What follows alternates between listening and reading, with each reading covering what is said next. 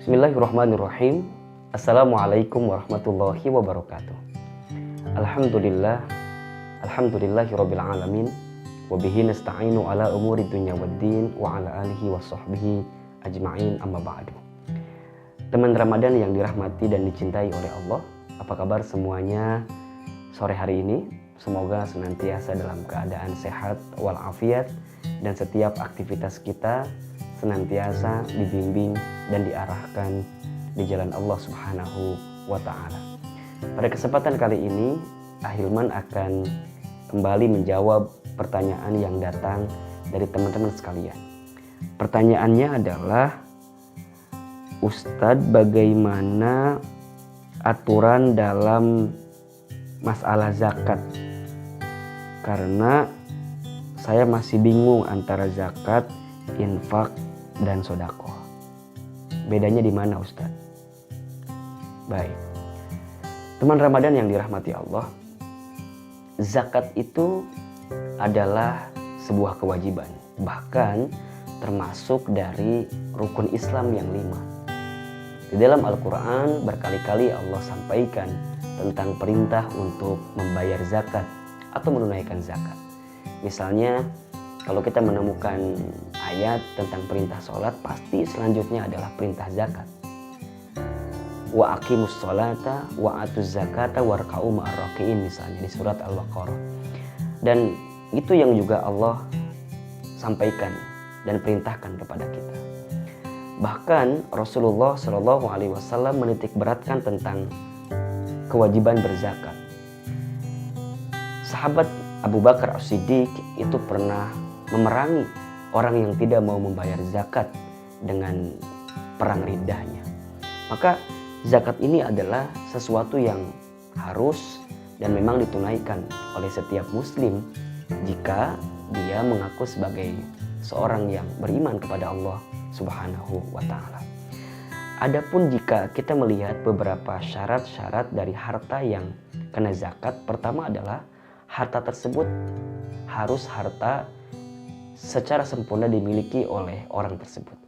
Jadi artinya bahwa dia yang bisa menghitung tentang keadaan hartanya dan dia memiliki kapasitas kepemilikan terhadap harta tersebut. Kemudian yang kedua, harus sampai kepada nisab dari harta yang wajib dizakati. Apa itu nisab? Nisab itu takaran, ya, untuk bisa kena harta yang wajib untuk zakat. Para ulama seringkali mengkategorikan indikator angkanya di 85 gram emas. Jadi jika harta sudah sampai ke angka 85 gram emas, maka di sana kita sudah wajib untuk mengeluarkan zakatnya. Kemudian yang ketiga, sudah sampai haulnya. Haul itu jangka waktu selama 1 tahun dari kepemilikan harta yang kita miliki. Dan yang keempat, syaratnya adalah harta tersebut bentuknya memang sesuatu yang dapat dinilai, sehingga kita bisa memastikan berapa angka yang harus dikeluarkan dari zakat tersebut. Nah, jika sudah masuk 4 syarat tadi, harta yang dimiliki sempurna, masuk nisabnya, masuk haulnya, dan kemudian juga bisa dinilai dengan satu nilai yang diukur dari kesempurnaan harta kita, maka wajib dizakati. Nah, adapun dengan infak sodako, itu tidak harus sampai kepada nisab, tidak harus sampai kepada haul.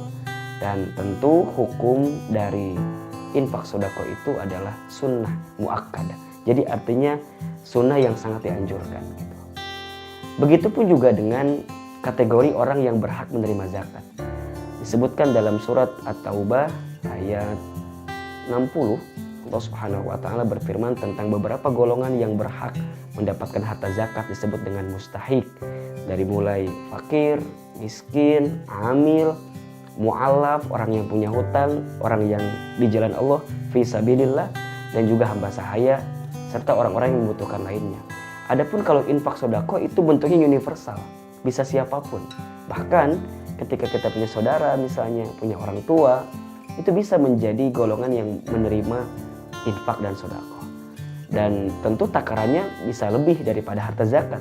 Misalnya kalau kita melihat zakat mal, porsinya adalah 2,5%, Tapi kalau infak sodako tidak ada aturan seperti itu. Boleh, makin banyak makin bagus ya, makin besar makin bagus. Jadi artinya untuk bisa membedakan zakat, infak, sodako, yang paling sederhana adalah zakat itu sebuah kewajiban, sedangkan infak sodako itu sebagai sesuatu yang diharuskan dalam kehidupan, sunnah muakkadah.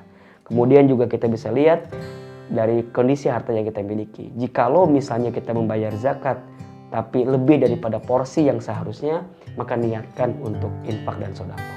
Bahkan kalau kita mau lebih dalam lagi, sedekah tidak harus dengan harta, gitu.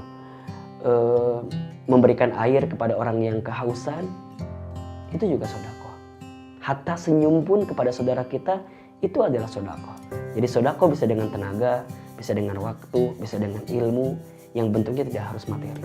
Maka dari situ bisa kelihatan mana bedanya zakat, mana bedanya infak, dan mana bedanya sodako. Semoga ini bisa mewakili pertanyaan dari teman-teman sekalian terkait dengan zakat, infak, sodako. Dan tentunya kita tahu bahwa tidak akan pernah habis harta yang disedekahkan, tidak akan pernah berkurang harta yang diinfakkan. Maka oleh karena itu, selagi di bulan suci Ramadan, ayo kita hadirkan kepedulian dan juga kesadaran di hati kita bahwa ada harta yang menjadi hak orang lain, sehingga kita harus sampaikan dan serahkan. Bahkan zakat itu kalau bicara secara filosofi artinya adalah membersihkan dan juga menumbuhkan. Harta yang kemudian dikeluarkan zakatnya, maka hakikatnya dia sedang membersihkan dari sesuatu yang barangkali ada yang keliru, ada yang salah, ada yang kotor dari harta kita. Begitupun juga zakat menumbuhkan. Harta yang dizakatkan maka akan menumbuhkan harta tersebut menjadi harta yang berkah di hadapan Allah Subhanahu wa taala. Semoga bermanfaat. Ustaz Hilman Fauzi, barakallahu fikum. Assalamualaikum warahmatullahi wabarakatuh.